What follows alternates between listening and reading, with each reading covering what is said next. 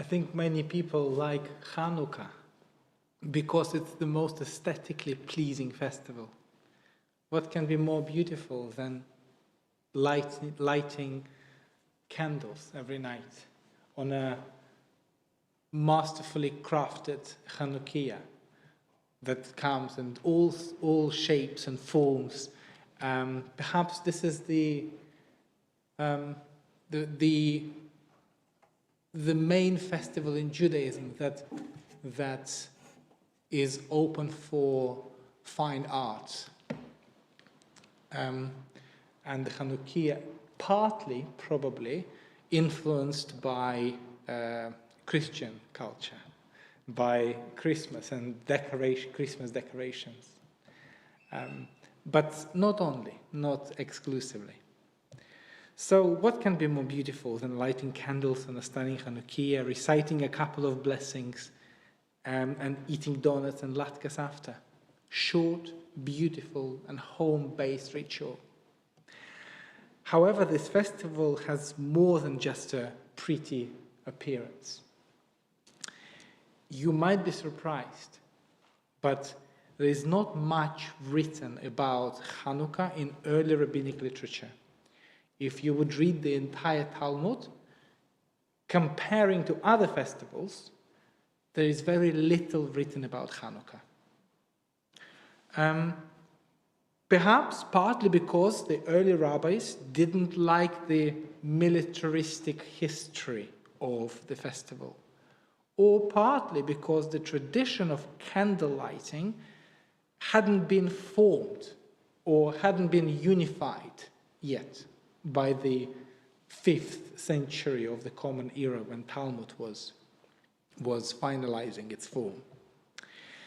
In fact, Hanukkah is only mentioned in Talmud in the context of Shabbat. And it's not only context of Shabbat, but specifically the Talmudic rabbis, Talmudic scholars, discussed what we now have as Shabbat candles. And of course, in the past, it wasn't Shabbat candles, it was Shabbat lamps, because candles were not invented then. So what people had is oil lamps. So in the Talmudic rabbis, in the tractate Shabbat 21a and 21b, they had a question: what kind of oil one must use for lighting your oil lamps on Shabbat? And then, as it's often the case when you have a conversation, it's like, oh, what about Hanukkah? And this is how Hanukkah makes its way into early Talmudic discussions. So this is how candles, this is how these lamps used to look like. These are archaeological findings of early oil lamps from the region, from the Middle East. On the left, you can see the oil lamp with only one wick. And on the right, you can see that there is a bowl that allows you to put many wicks into the oil. So on the left, there's only one light. On the right, there can be up to 6, which has more, which causes more light and warmth, but also more consumption of oil. So the question that rabbinic scholars ask is about the type of oil one may or may not use on Shabbat and Hanukkah. Why did they ask this question? Look at the lamp above the ark. You can't quite see it, but this is the oil lamp. And in our case, we use a very pure oil. How do I know that? Because there is no smoke going up.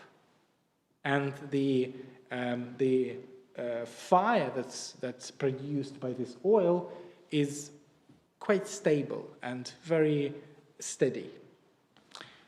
If you would use a less expensive oil, there would be smoke, and there will be quite a high chance for the lamp to be extinguished by itself because it's a less expensive oil. But also, you would know it by smelling because a less expensive oil, the cheapest oil, would smell as well. So this is the question. And this is an example of what rabbis, of one passage that rabbis in Talmud had about Shabbat and Hanukkah, not candles, oils. Rav Zera said in the name of Rav, regarding the wicks and oils which the sages said one must not light with them on the Shabbat, which is not good enough for Shabbat, one may light with them on Hanukkah. Meaning that Hanukkah lights, you're allowed to use an inexpensive, the cheap, smelly oil on Hanukkah, but not on Shabbat. Then they logically ask a question, why? What is the reason for that? So and then another rabbi, Rabbi Jeremiah, asks this question, what's Rav's reason? And then the rabbis of Talmud answer, he holds, Rav thinks that if it goes out, meaning if Hanukkah candles are extinguished, go out, it doesn't require relighting. And one may not make non-ceremonial use of its light. We need to unpack this last sentence a little bit. Let me explain what's happening here. Rav, which is a very prominent rabbi in the Talmud, permits the use of a less expensive fuels, less expensive oils, for lighting the Hanukkah candles. This flexibility exists because the lights for Hanukkah and Shabbat have different purposes. The Hanukkah lights are purely ceremonial, commemorating the miracle of Hanukkah according to the rabbis. And their kindling is what fulfills this purpose. The fact that you light them fulfills the purpose of them. Furthermore, since these lights are ceremonial, the Hanukkah lights, not Shabbat lights, they cannot be used for secular activities like reading, or you can't just warm up your hands from Hanukkah candles. But interestingly enough, you can and you should use Shabbat candles for pleasure. So in the past, before the electricity was invented, this is all what people had. On a weekday in the evening when it is dark, people would only have one flame to save the money, to save the oil, not to spend too much on light and for you to read and spend your evening. But on Shabbat, you double the light. You put 2 wicks in the same oil lamp. Therefore, it should be brighter. You live your life in an extravagant way. You allow yourself to spend double amount of oil on Shabbat. So that was the idea, original idea. Now,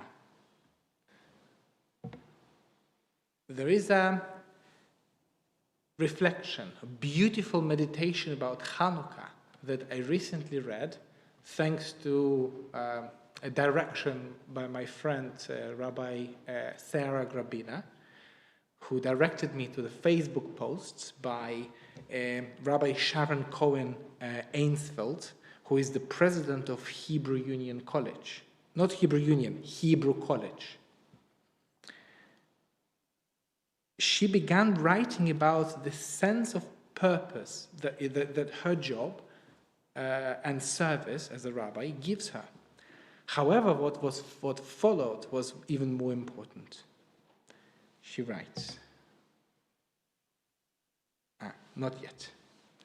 She writes, this is a good and important thing. It's not on the slide. This is the good and important thing. But of course, there are occupational hazards, like the risk of not being able to pause, rest, breathe, or just be.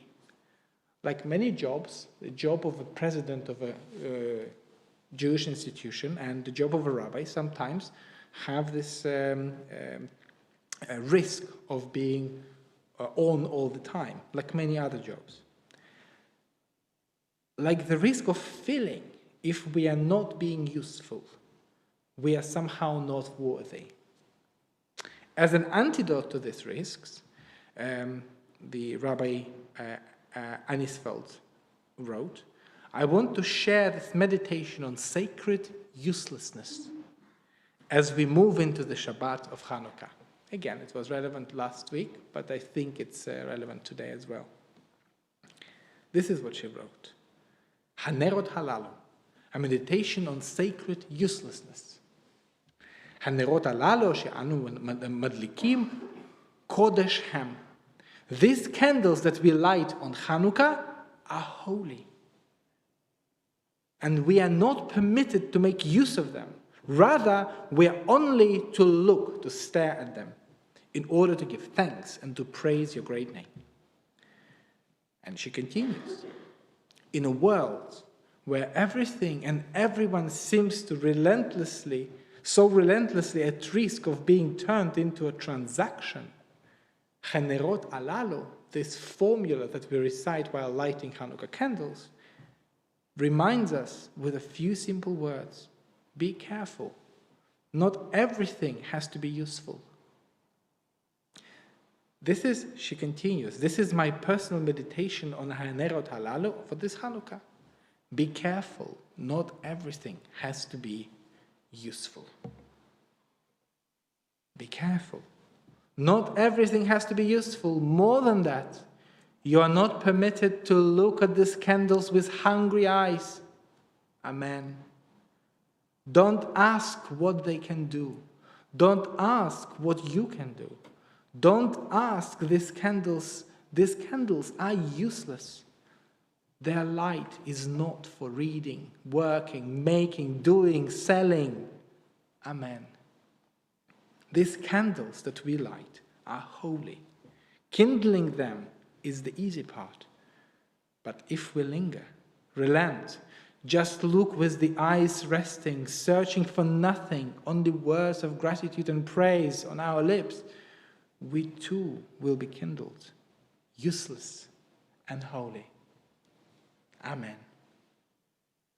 Amidst the many important and useful things that we all do, may we be blessed with a few moments of sacred uselessness.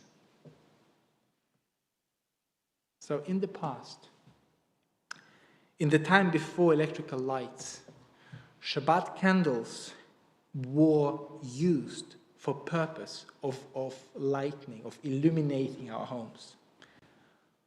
What was normally 1 week of a lamp on Shabbat became 2 weeks, doubling the light on our homes. Nowadays, however, Shabbat candles are like Hanukkah candles in the past. They are a symbol, a reminder, a special sign of covenant. Today, Shabbat candles are useless, ceremonial, but at the same time so important. Because they remind us that we too sometimes must, sometimes can be useless. We can stop being active and spend one day to pause, to rest, to breathe, and just be. Shabbat Shalom. We're concluding our